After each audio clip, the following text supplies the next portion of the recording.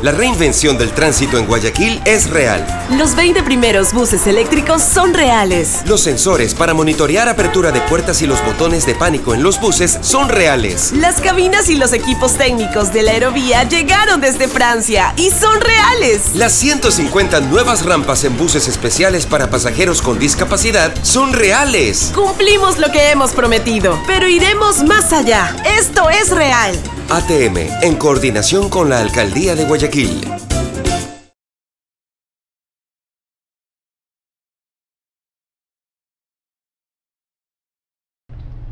Bienvenidos todos, muy buenos días. Yo soy Anderson Boscán desde Il Barista en la República de Amazonas. Esto es News and Coffee, el espacio de entrevistas de La Posta para revisar la coyuntura política y la actualidad nacional.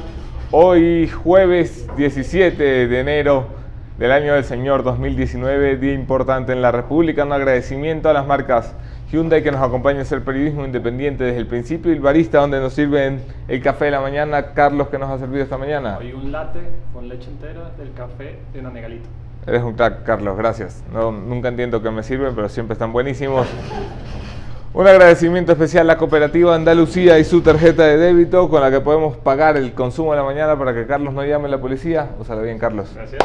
Y por supuesto la ATM Guayaquil, que se suma al club de marcas que creen en el periodismo independiente. Revisamos los hechos en caliente.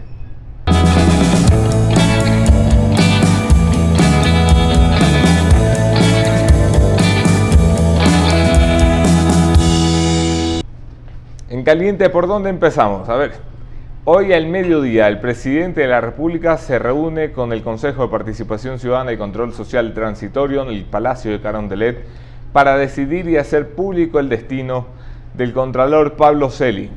Recordemos que había fuerzas dentro del Consejo que abogaban por dejarlo terminar el periodo de Carlos Pollitt en calidad de subrogación de funciones. Había quienes, en cambio, creían que era momento de reemplazarlo y evaluarlo cumpliendo el mandato constitucional del Consejo de Participación. Parece que la solución va a terminar siendo acogerse a ambos lados, es decir, reemplazar a Celi con su propuesta, además, el Tribunal de Cuentas, y anunciar en este país la creación de un Tribunal de Cuentas que reparta el poder del Contralor Todopoderoso entre 3 o 7 personas. Y mientras esto se pone en marcha, para lo cual es necesario, según me han contado quienes saben, una aprobación de una Corte Constitucional que todavía no está conformada legalmente y una reforma en la Asamblea Nacional, el Contralor Pablo Celi pueda seguir ejerciendo su tarea y tratando de cortar las cabezas que le quedan por cortar. Vamos a ver qué pasa. Al mediodía se acaba el limbo en este tema. Ayer en la Asamblea Nacional dos cosas que a mí me parece que cada vez que hablo de la Asamblea ya no sé si reír o si llorar. Ayer se decidió la censura del ex Procurador General de la Nación, por supuesto que hablo del inefable Diego García. El señor que fue durante 10 años procurador del correísmo ya era un muerto político. Ayer la Asamblea ha hecho un juicio político como le gusta, para matar a un muerto. El señor García no ha resistido al juicio de confianza, la moción de censura en la Asamblea Nacional, y ha terminado siendo censurado, aunque hoy estaba dando patadas de ahogado en los medios tradicionales temprano por la mañana. La Asamblea se ha dado cuenta que la ley de comunicación que acaban de reformar va a necesitar nuevamente una reforma. De verdad, señores asambleístas, que no puede ser tan difícil mascar chicle y hacer una ley al mismo tiempo. Han dejado intacto el artículo 5 que establece que la comunicación es un servicio público, algo contra lo que luchamos durante años desde la defensa de la libertad de expresión y los derechos humanos, algo que el gobierno y la Asamblea habían prometido que iban a retirar de la ley de comunicación de persecución del correísmo, y se les ha colado por allí. Nadie quiere asumir de quién es la culpa del error. A todos se les ha pasado por las galletas. Recién se da cuenta, no sé si es que leen la ley después de aprobarla. La Asamblea Nacional. Y el presidente de la República ha sorprendido ayer con una cadena nacional no esperada a las 7 de la noche. El presidente se ha referido al caso de Tomislav Topic, a quien ni siquiera se ha atrevido a nombrar, y ha asegurado que aunque no es tarea del gobierno recuperar la platita, pues ahí están los primeros 13.5 millones. Esto básicamente para zanjar el debate que se había creado entre Fiscalía con Ruth Palacios y Diana Salazar en la UAFE, ambas compitiendo por la Fiscalía General con cruce de visiones. porque doña Salazar se había presentado ante el país diciendo aquí están los primeros millones recuperados, y doña Ruth Palacios dijo, como es la vaina, mijitos, a mí no me invitaron a esa fiesta y los tratos se hacen con fiscalía. Y en este cruce de versiones el presidente ha querido zanjarse diciendo esto es lo primero que recuperamos, se lo vamos a entregar a los jubilados, los que le debemos más de 1.000 millones, que esto es para las colas, y esta es la lucha anticorrupción. Así que invito esta mañana a un buen amigo de esta casa, el doctor Ramiro García, presidente del Colegio de Abogados, una de las figuras públicas en el debate anticorrupción, para que nos explique cómo es esta vaina, cómo es posible que este dinero se devuelva al Estado, qué debe pasar con Tomislav Topic y cómo hacemos que la lucha anticorrupción deje de estar en el discurso y empiece a estar en las acciones, sobre todo en Fiscalía y en el sistema de justicia. Quédense en la entrevista.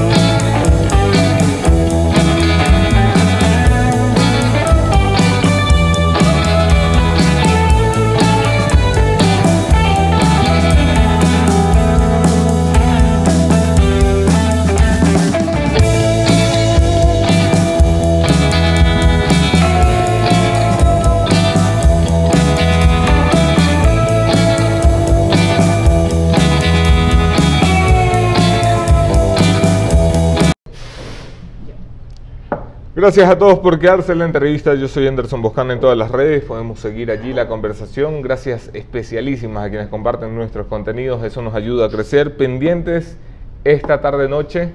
No he olvidado mencionarlo. Hoy es el debate, el primer debate por la Alcaldía de Quito. Lo podrán ver por las redes de La Posta.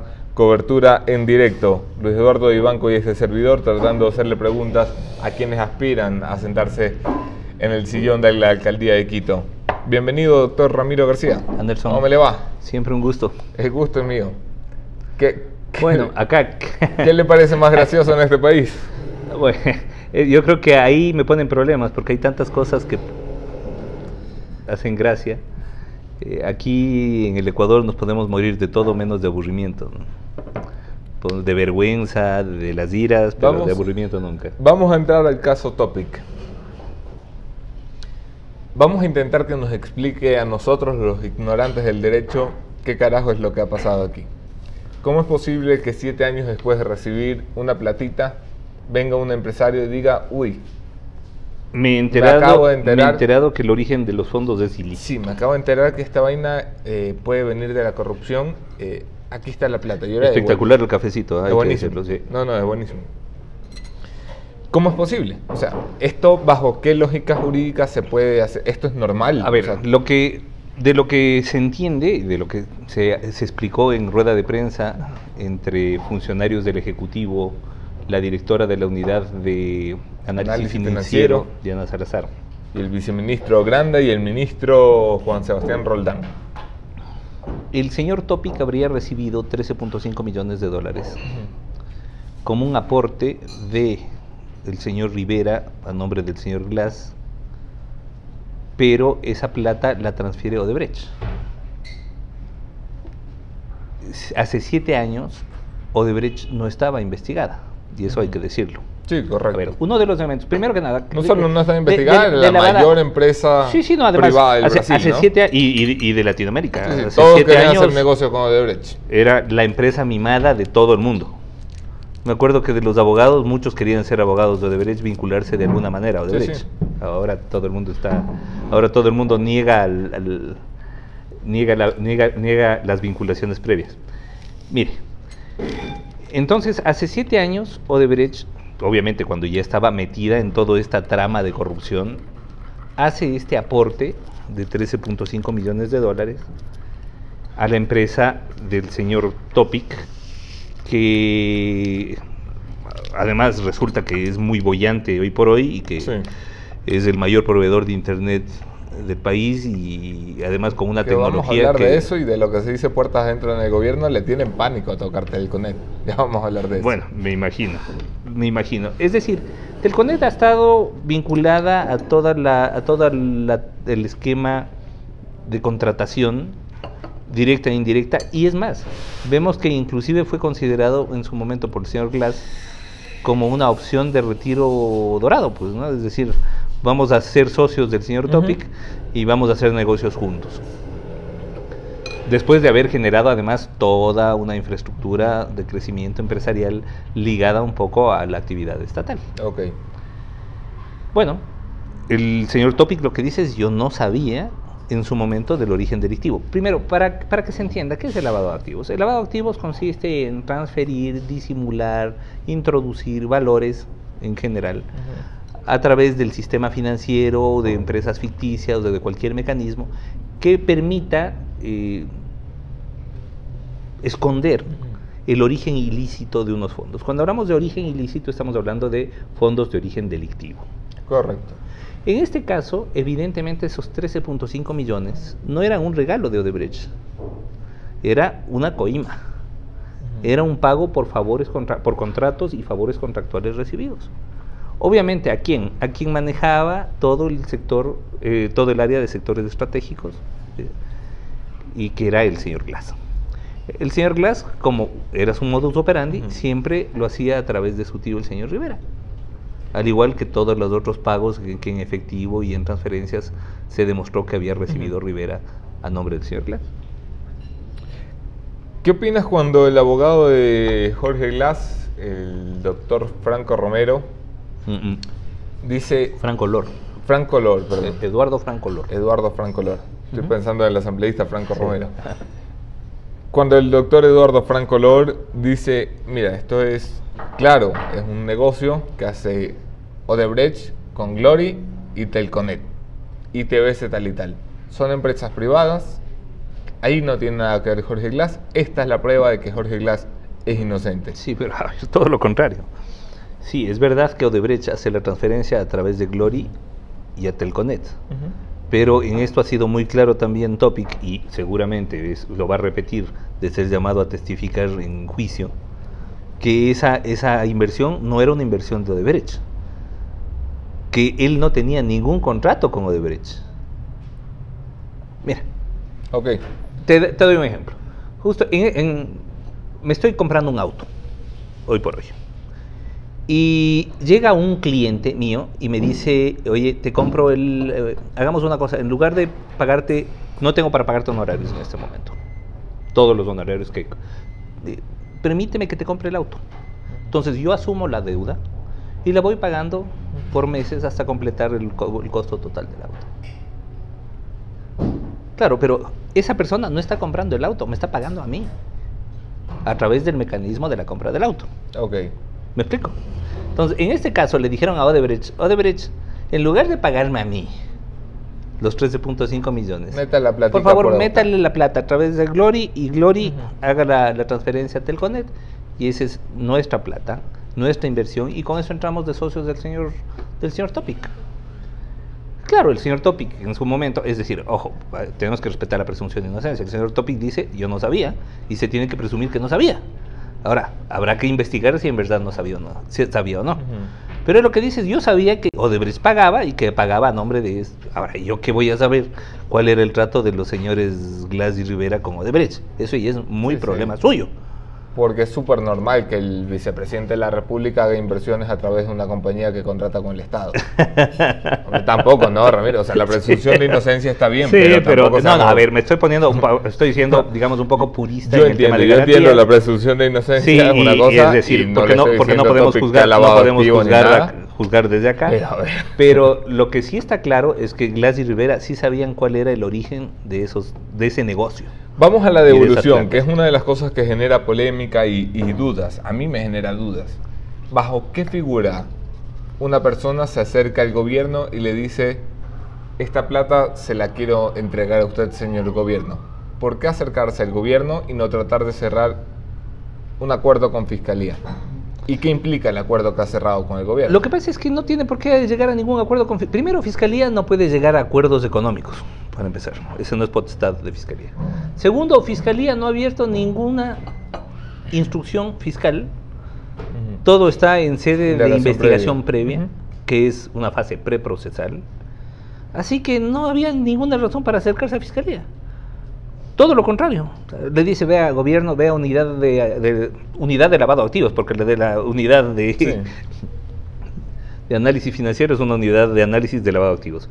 Vea unidad de análisis financiera, tengo esta plata que me ha entregado Odebrecht, y después de todo lo que ha pasado entre Odebrecht, Glass y compañía, está claro que es producto de una coima por favores contractuales recibidos. Tengo estos 13.5 millones, permítame devolverlos porque yo no quiero tener problemas. ¿Con qué figura se devuelve eso?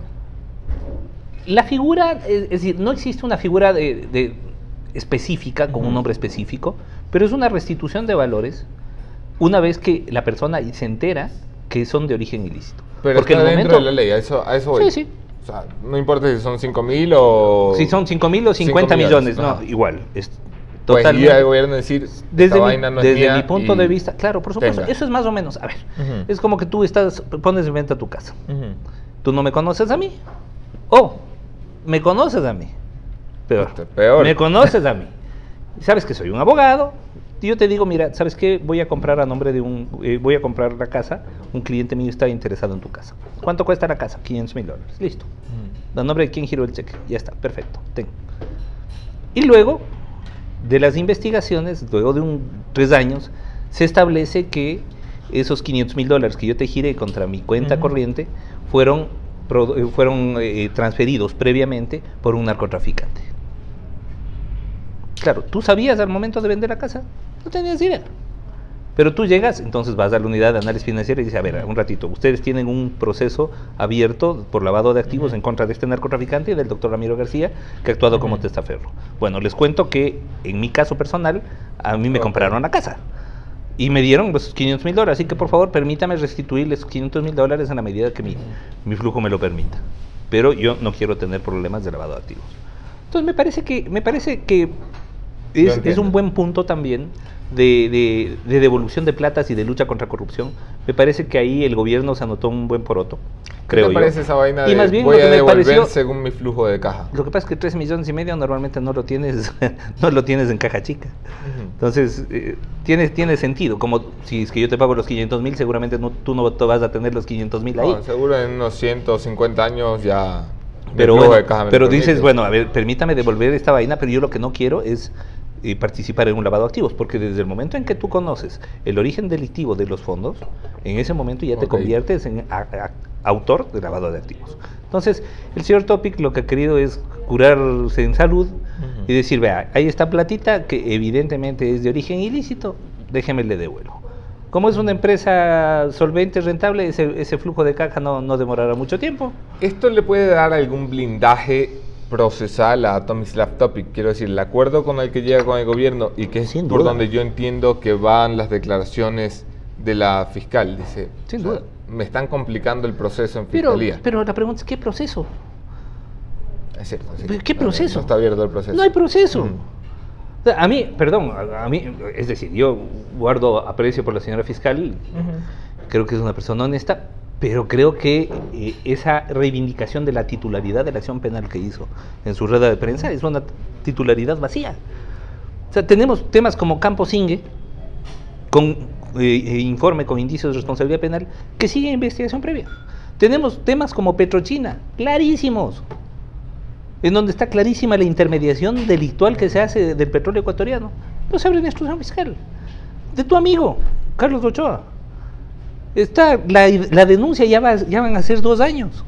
Bueno, por falsificación. Yo todavía confío en que a Carlos Ochoa le caiga una sorpresita. No, yo también confío, pero con toda la evidencia, 11 resoluciones en donde se modifica, se falsifica el texto de la ley de comunicación para sustentar otras tantas sanciones a radios.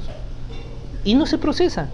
Entonces, cuando el Ejecutivo y la UAFE llegan a un convenio de devolución de dinero, decir, a ver, espérense un ratito, a mí me tenían que haber tomado en cuenta porque yo soy la titular de la acción penal. Vea, usted con la acción penal haga lo que tenga que hacer. A eso voy.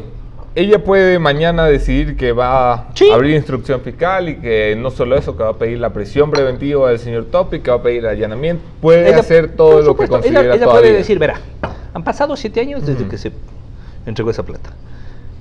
A través de estas pruebas demostramos que el señor Topic conocía el origen delictivo de esto hace 4 años. Y 4 años ha estado lavando estos activos. Por lo tanto, le proceso. Que no se me venga a hacer el vivo ahorita. Eso podría ser una posición de la fiscal. Ok. ¿Verdad? Pero tiene que probar que él, y en ese caso, la devolución, que alguien me escribía por aquí muy amablemente la figura, el nombre de la figura, que yo le digo devolución. Me dice, entrega el dinero en consignación. No, es que no entrega en consignación. Ah, bueno. No, porque entregar Jorge, en consignación... No me engañes, Jorge. Me está diciendo Topic que está entregando este dinero en consignación. No, está devolviendo la plata. Porque entregar en consignación es, vea, se lo consigno, téngame ahí hasta que pase alguna condición. Ok. ¿Verdad? Si la fiscal decidiera el día de mañana entrar y pedir todo lo que tiene que pedir y llevarse a Topic a la Tacunga, ¿qué pasa con la devolución del dinero? ¿Él está obligado ya a cumplir con el acuerdo al que ha llegado con el gobierno? ¿O puede decir, cambio de opinión? Me están tratando muy mal. Siempre podría, pero entiendo que, a ver, ojo, ya es hora de exigir un poco de seriedad e institucionalidad en los pactos, inclusive. Es decir, si es que la presidencia de la República, porque si está el doctor Roldán, y si está el doctor Aranda, si está la doctora Salazar, estamos hablando de la primera plana del Ejecutivo más la UAFE. Entonces, lo lógico es exigir que se respeten los acuerdos. Ahora, si eso no impide la acción de Fiscalía de ser el caso. Pero vuelvo y repito, yo le veo muy difícil que Fiscalía después de esto pueda procesar a Topic, porque inclusive bajo criterios de bien jurídico, ¿qué activos? Ya está. Ah, no, que entonces podríamos hablar de los intereses que esto podría haber generado. Perfecto, entonces discutamos de los intereses, pero eso es una discusión en sede civil, no es en sede penal. Entonces, a ver, si es que Fiscalía quiere reivindicar su titularidad de la acción penal, perfecto, pero que la ejerza. Pero está diciendo, me complican un proceso que todavía no hay. ¿Verdad? Ok, lo entiendo. ¿Qué pasa con los que no son Topic? Esto más o menos es como... Hemos venido a clase esta mañana. Esto más o menos, estoy tratando de ser lo más didáctico posible, inclusive es como que yo digo, me parece el colmo que hayan cerrado la escuela de niñas que hay cerca de mi casa y no le puedo enviar a mi hija. Me va a decir, oiga, ¿y usted tiene hija? No, pero aspiro a tenerla de aquí en un par de años. Entonces, a ver, espérese un ratito, usted no puede. ¿Qué pasa con los que no son Topic? ¿Qué pasa con esta devolución de un dinero que se presume es de origen ilícito? ¿Qué pasa con los más pendejos, dice usted? ¿Qué pasa con Rivera y Glass? ¿Qué pasa con los...?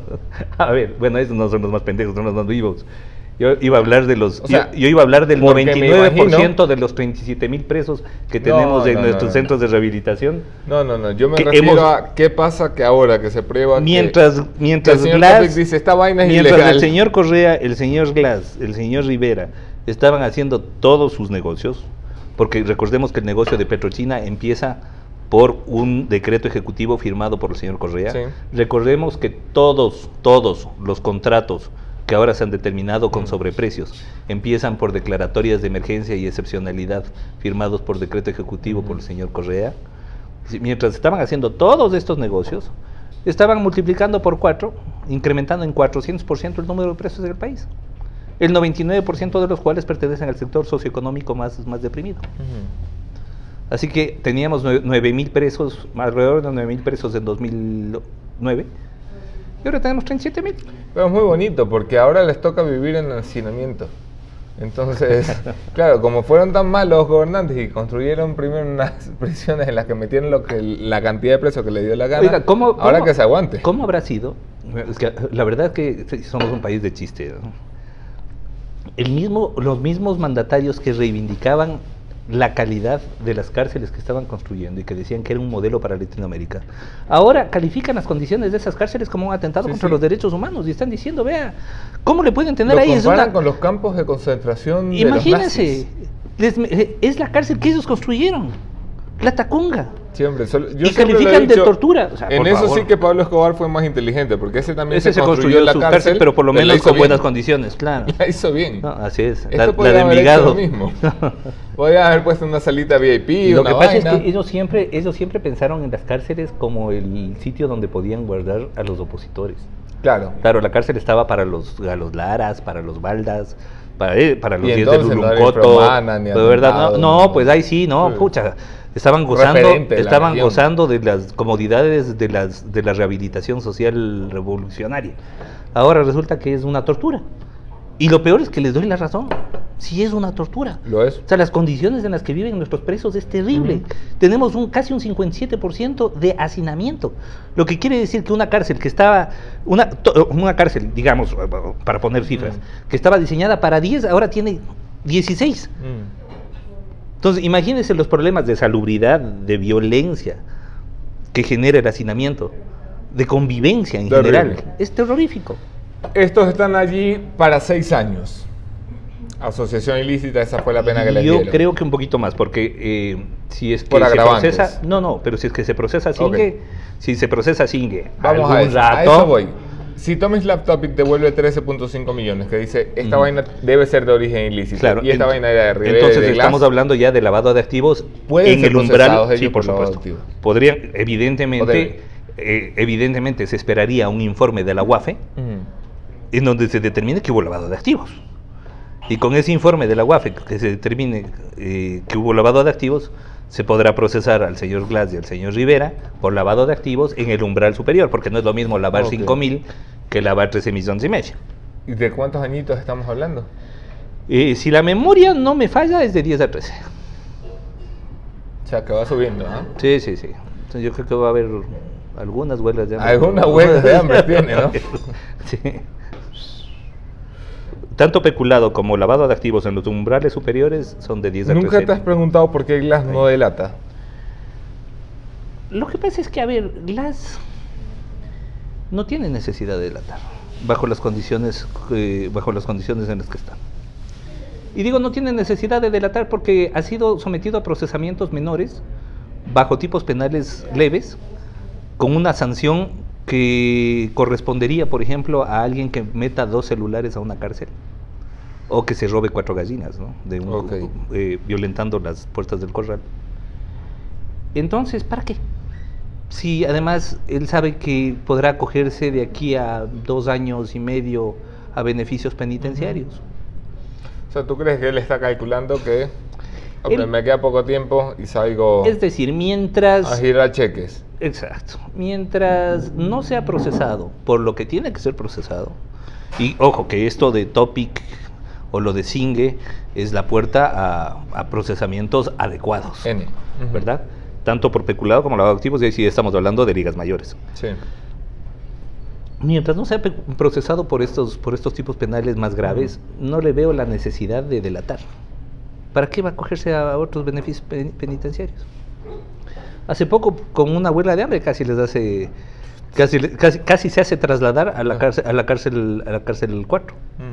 Es decir, los mecanismos, los recursos de la estructura revolucionaria son todavía muy vastos. Es más, la administración de justicia está intacta. Hombre, tanto así que hoy sacaba la foto, no recuerdo si era Janet Nostroza, que publicaba la foto de la directora de la cárcel 4 cantando el cumpleaños a Jorge Glass. Con razón que quería volver, ¿no? Yo puedo mostrar fotos de jueces y juezas de la Corte Provincial participando en campaña política de la lista 35, hace no mucho. Ok, pare de contar con estos criminales de la patria. Vamos delicioso el café. ¿Quieres otro? Si es posible. Por favor. Que no sea el mismo, probemos otro. Sí, Está igual espectacular yo. este, ¿ah? Tampoco le entendí mucho Del que le trae a Ramiro. tampoco me le traen entendí uno. mucho la alquimia que hizo, porque entiendo que era café, leche y chocolate. Y Tú sabía muy confía en sabía Carlos, recontra bien. tú confía en Carlos. No, confío plenamente. Sí. Carlos siempre trata de explicarme y no lo entiendo. Yo solo sé que hay un café que se llama Caturra y un café que se llama Típica. Estoy bien, aprobado. A ver, vamos a aprender de otras cosas. Este era Lojano, ¿no es cierto? Perfecto. Ese es el Caturra. Dale, ahí vamos. Sistema de justicia. Tenemos un despelote armado desde hace algunos meses en el sistema de justicia. Ramiro, tú mismo has participado en una comisión que a muchos puertas afuera del servicio público nos llena de aliento, y para mí es la gran oportunidad de tener una corte constitucional que en lugar de vergüenza me llene de orgullo. Una corte constitucional. Una corte Que constitucional. merezca llamarse corte constitucional. Que No está exenta porque eso de es como gente cuando que la eso critique. es como más o menos cuando nos venden miel de abeja purísima, ¿no?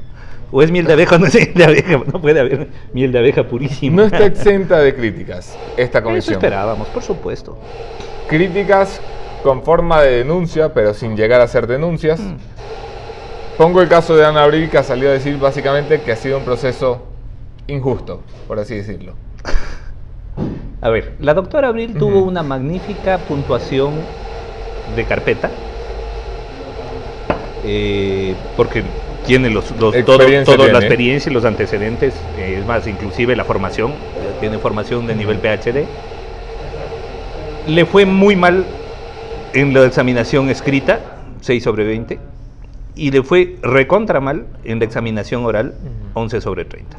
Los videos están ahí, y es más, en cosas tan elementales como, por ejemplo, el doctor Rafael Loyarte le preguntaba si la coactiva es una jurisdicción, dijo que sí.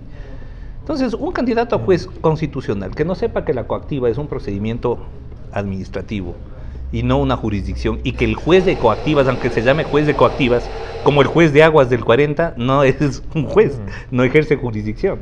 Entonces son temas básicos. Yo le pregunté a ella, en el video, sobre el doble conforme, que es una de las garantías básicas en materia constitucional y además con raigambre convencional se tiene dentro de lo constitucional penal. Y la verdad no tenía mayor idea del tema, mejor dicho, ninguna idea del tema. No es por hablar sobre el caso particular de ella. Entonces, más allá de eso, a lo que voy es que cada examen fue debidamente informado y están los informes, examen por examen. Que vayan a la página web del Consejo de Participación Ciudadana, ahí están todas las actas de las sesiones. Porque también la doctora Páez, que renuncia, dice, parece que se han reunido afuera para calificar. Todas las calificaciones las hicimos con la presencia de la doctora Páez. Y es más, ella aduce que no está de acuerdo con que uno de los candidatos haya sido seleccionado, pero renuncia antes de la fase de impugnación. Estamos ahora en la fase de impugnación. ¿Qué es lo que se le dijo a la doctora Páez? Vea, doctora Páez, si usted tiene alguna objeción contra el candidato que sea, hágala valer en el momento oportuno, claro, en la fase de impugnación. Resulta que presenta la renuncia y se va antes de la fase de impugnación. Entonces ahora nosotros tenemos que resolver las impugnaciones. Justamente hoy termina. Y a partir de mañana cuentan los 3 días que tiene la comisión de selección para calificar estas impugnaciones. ¿Y cuándo vamos a tener corte? A ojo de buen cubero, entre la próxima semana y la subsiguiente. Por fin. Es que ya estamos en la fase final. Mira, a ver, lo que te decía hace un momento tras cámaras, y te lo repito acá. Estamos acostumbrados a la trampa. Y tan estamos acostumbrados a la trampa que cuando se hace un proceso transparente pensamos que nos están haciendo trampa. Por muy transparente que sea. Por ahí sacaron un video anónimo en donde decían que nos hemos reunido junto con un banquero en una finca y no sé qué. O sea, en mi caso y en el caso de Alberto Ray, por ejemplo, casi ni siquiera hemos estado en el país, porque por nuestras obligaciones académicas hemos tenido que estar fuera. O sea, ni siquiera teníamos chance de reunirnos, muchas veces nos reunimos vía Zoom. Es decir, cosas delirantes, ¿no? Entonces, la doctora Páez que decía, y eso me pareció hasta grosero, que si una postulante sacó una muy buena calificación, tal vez sería porque le dieron las preguntas previamente. Cuando ella sabía perfectamente que el examen escrito lo hicimos el mismo día, lo aprobamos el mismo día en que se tomó, al mediodía, y a las 3 de la tarde estábamos tomando.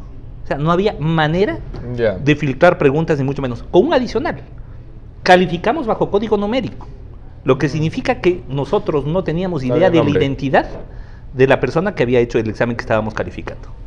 O sea, hemos hecho todo. Esto nos de- nos va a llevar a tener una corte constitucional. Déjame avanzar un poquito porque nos quedan Dale. 10 minutos, Ramiro. Pero no es la única pata del sistema de justicia. No, pero es una... Es una pata vital. No es la pata, es las bases. O sea, sin una buena corte... Mira, cuando tú tienes una constitución construida, digamos, con la ingeniería que se hizo la nuestra, todo descansa en la supremacía de la constitucional. Y tener un órgano de control constitucional independiente es fundamental. Ahorita no lo sentimos porque todavía no está actuando. Pero el Pero momento cuando se en que ponga en marcha. pero por supuesto, el momento en que el presidente tenga que pensar 10 veces antes de mandarse un decreto ejecutivo o una medida, porque sabe que hay una corte constitucional independiente que se la va a bauchar. O el momento en que la legislatura sepa que no puede sacar cualquier pendejada de ley, porque sabe que eso va a ser sometido a un proceso de control constitucional. A ver cuántas leyes termina pasando Bueno, por eso. exacto, cuando la Corte Nacional sepa que no puede sacar las desgracias de sentencias que saca, porque vía acción extraordinaria de protección se las van a bajar. Entonces, yo creo que todo eso se va a Sí, sentir. sí. O sea, vamos a tener, Sin duda. se va a sentir un clima diferente. Sin duda, pero seguimos con instituciones en subrogación de funciones encargadas, seguimos con instituciones como la Fiscalía, donde la doctora Ruth Palacios asegura hacen falta 400 fiscales. Seguimos con instituciones como el Consejo de la Judicatura, tristemente célebre por haber fracasado en la única tarea que tenía. A ver, yo creo que está siendo muy duro ahí. Y Ok. creo que lo estamos viendo muy en blanco y negro, muy maniqueo el tema. Ujú. ¿Tenemos mucho más independencia judicial que lo que teníamos con el Consejo de la Judicatura del doctor Yarl? ¿Sí o no? Evidentemente sí. Es decir, ya no es el Ejecutivo el que determina el sentido de los fallos. Ok. Eso hay que reconocerle. Ujú. ¿En dónde fallaron? Fallaron en dos cosas fundamentalmente. ¿A quién te Tres. refieres? Para el Consejo de la Al Judicatura de Transición. Ok. Creo que fallaron en tres cosas fundamentalmente. No entendieron que la primera estructura de la que deberían garantizar independencia a los jueces era de ellos mismos. Entonces, cartas pidiendo a los jueces explicación sobre tal o cual fallo, injerencia directa en procesos, claro, nos dio más de lo mismo. Eso por un lado. Por otro lado, evidentemente, en esto sí creo que hubo un fallo grave, no cumplieron el primero de los objetivos que tenía el Consejo de la Judicatura de único que se Transición, esperaba en que era realidad la evaluación de la Corte Nacional de Justicia. Y el tercer lugar, ya esto más de forma que de fondo, no supieron solucionar sus problemas internos y terminaron por esa vía, por la vía de la publicidad de sus contradicciones, dinamitando su propio proceso. Sí, vamos a la Kiri. Pero por otro lado, yo creo que ha habido, por ejemplo, temas interesantes como la Mesa de Justicia, por ejemplo, que ha evidenciado todo Sí, ese esquema de Lo que persecución quieras. judicial. Puede haber que hubo. tenido muchos Sí, es detalles decir, importantes. pero lo además prioritario, estamos hablando, lo prioritario no se hizo que la evaluación de la Corte Nacional. Para lo que estaban estamos allí. hablando, exacto, estamos hablando de una estructura de 4 meses que entiendo yo que en 15 días máximo también llevamos a tener un Consejo de la Judicatura definitivo. Ahora, lo que tenemos que garantizar a través de este Consejo de la Judicatura definitivo es que exista realmente un cambio del modelo, porque sacar a Pepito para poner a Juanito no tiene sentido, porque con el mismo modelo, Pepito y Juanito van a hacer lo mismo. Y eso nos demostró este Consejo de la Judicatura de Transición. Vimos que gente buena, porque además creo que en este Consejo de la Judicatura de Transición hay gente buena, honesta, por honestidad no les falta, por experiencia tampoco. Y terminaron haciendo más o menos lo mismo que hacían los anteriores vocales en algunas materias. Entonces yo creo que no es un problema, insisto, no es un problema de cambio de nombres, es un problema de cambio de modelos. Tenemos que modificar los modelos procesales y los modelos de control administrativo sancionatorio de los jueces. Eso es fundamental. La Fiscalía, hay quienes impulsan desde el gobierno que la Fiscalía se reorganice. Primero, que recupere independencia y segundo, que se reestructure para tener capacidad de resolver los casos que más le importan a este país, que son los casos de los peces gordos. Para eso hay quienes proponen desde el gobierno que la Fiscalía debe tener fiscales anticorrupción especializados, que estén destinados únicamente a resolver estos prácticamente casos. en todos los países con sistemas jurídicos desarrollados, y lo digo porque inclusive he sido capacitador en algunos países de estas estructuras de fiscales, se tiene unidades de delitos económicos, por ejemplo, derecho penal económico. Y es más, no solamente unidades de delitos económicos, se tienen unidades de judiciales especializadas. Es decir, así como hay el juez penal, hay el juez de lo penal económico, que son especializados en temas de corrupción. ¿Por qué? Porque el derecho penal económico ha tomado tal, digamos, tal realce y además tal especificidad que de alguna manera difiere de la estructura básica del derecho penal. Es decir, no es lo mismo no es lo mismo juzgar una violación que juzgar un caso de corrupción transnacional. Entonces, es necesario jueces y fiscales especializados que estén muy claros en los mecanismos de investigación, en los mecanismos de juzgamiento, en las valoraciones probatorias que se tienen que hacer. ¿Eso requiere reforma legal, constitucional, eso, voluntad de las crear jurisdicción penal económica podría requerir una reforma legal? Okay. Pero básicamente, en el tema de la fiscalía, decisión administrativa. Pero además, ahí sí me parece que hay una cosa son las justificaciones y otra cosa son las excusas. Eso yo le pondría dentro de la excusa. Porque los grandes casos de corrupción no los conoce pues el fiscal del Distrito 2 de San Miguel de Guaranda. Lo conoce la Fiscalía General. Ahí es donde se tiene que procesar. Pero si la Contraloría presenta un informe con indicios de responsabilidad penal por Campos Inge, si se presentan las denuncias con todas las evidencias, caso Petrochina, si se presentan las denuncias con todas las evidencias, caso Supercom, y la Fiscalía no procesa, ya no es problema de que faltan 400 fiscales. Lo que falta es un poquito de voluntad jurídico-política. Entonces yo creo que eso es fundamental. Y lo que tú dices, ¿no? El tener fiscales encargados nos está pasando factura. Última pregunta. ¿La fiscal puede participar para la Fiscalía General definitiva? De hecho, está participando. No, entiendo que está participando. Lo que me pregunto es, ayer me han pasado un artículo en la Constitución, que mi mala memoria no permite recordar. ¿Del mandato? Que asegura, pues, que la autoridad en funciones no puede participar dentro del concurso. Esto es el artículo 210 de la Constitución. Sí, pero quienes se encuentran en el ejercicio de sus funciones no podrán presentarse a concursos públicos, oposición y méritos convocados para designar a sus reemplazos. Claro, pero eso se entiende aplicable para digamos, autoridades definitivas y subrogantes, no para encargados. Ok, ¿crees que en este caso yo creo no, pues porque imagínate, es como un fiscal renuncia, como pasó con el fiscal Chiriboga 2 meses antes de que termine su mandato, y le encargan la fiscalía a alguien, y con ese encargo de 2 meses esa persona estaría impedida en postularse para el cargo definitivo. No, eso no, yo creo que por ahí no por ahí no van los tiros. No. Doctor Ramiro García, siempre es un verdadero gusto. Muchas gracias por la entrevista, siempre la pasamos muy bien, el café espectacular. Bueno, pues gracias a ustedes también por conectarse. Hoy no hay conclusión porque ha terminado un poquito más tarde que de costumbre. Nos vemos esta tarde. Debate por la alcaldía de Quito. Quito propone 5 de la tarde, 5:30, 6 de la tarde. No, 6 de la tarde.